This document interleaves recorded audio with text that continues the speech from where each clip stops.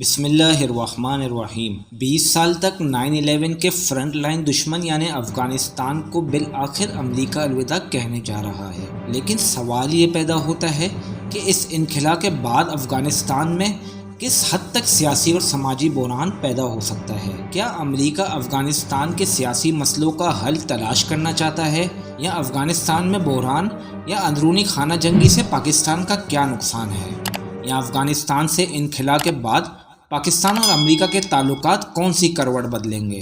ان تمام سوالات کے جوابات دینے کے لیے میں ہوں علی حسنین، اور یہ انٹرسٹنگ معلومات آپ جانیں گے انفو لیکس کے around the world in 3 minutes کے اس سیشن میں۔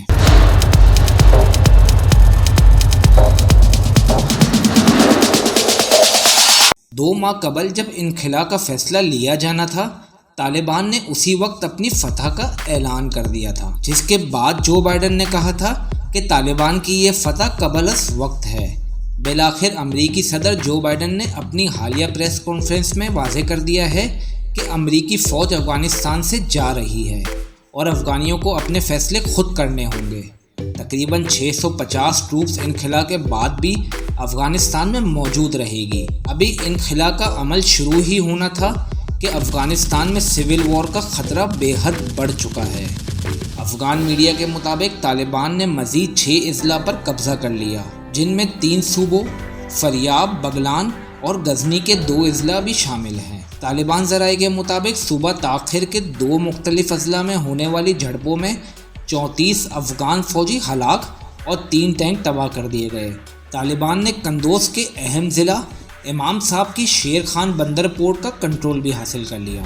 بیرونی فوجی کے انخلا کے آغاز کے بعد سے طالبان نے 40 سے زائد اضلاع پر قبضہ کرنے کا دعویٰ کیا ہے، جبکہ افغان فورسز نے صوبہ فریاب کے 2 اضلاع پشتون کوٹ اور خان چہار باغ کو طالبان کے قبضے سے واپس لے لیا ہے۔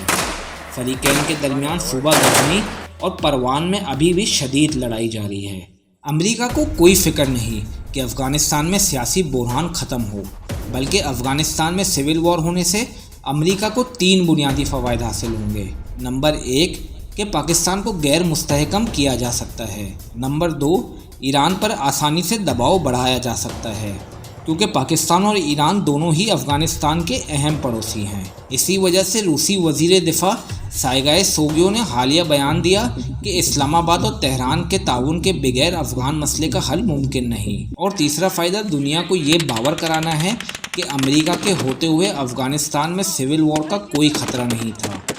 دوسرے الفاظ میں یہ کہ امریکہ کے ہوتے ہوئے افغانستان میں امن قائم تھا، جبکہ امریکہ کے جانے کے بعد بھی ترکی کی افواج افغانستان میں موجود رہے گی۔ طیب اردوغان نے پاکستانی فوجی دستوں کو بھی افغانستان کے ایئرپورٹ سیکیورٹی پلان میں شامل کرنے کی یقین دہانی کرائی ہے، اور اسی وجہ سے ترکی کشمیر کے معاملے میں اور کینیڈا میں پاکستانی فیملی کے قتل کے معاملے میں پاکستان کی ہمدردیاں سمیٹنے میں مصروف عمل ہے۔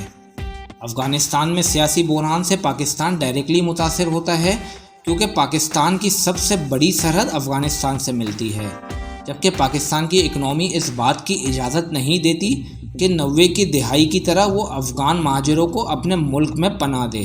اور اسی طرح امریکی انخلا کے بعد پاکستان سے امریکہ کے تعلقات میں بڑی تبدیلی آنے کی توقع ہے، جس کا حالیہ منظر گزشتہ دنوں میں دیکھا جا سکتا ہے۔ مثلاً عمران خان کا CIA چیف سے ملنے سے انکار، یا حالیہ قومی اسمبلی کے اجلاس میں امریکہ مخالف ٹو ٹوک بیان، یا امریکہ کے ہوائی اڈے نہ دینے کا ارادہ اور امدادی تعلق کے بجائے تجارتی تعلق پہ زور۔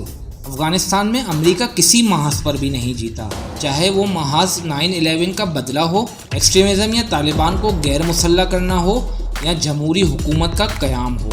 اگر آپ کو یہ ویڈیو پسند آئے تو اسے لائک کر کے دوسرے دوستوں سے شیئر ضرور کریں۔ شکریہ۔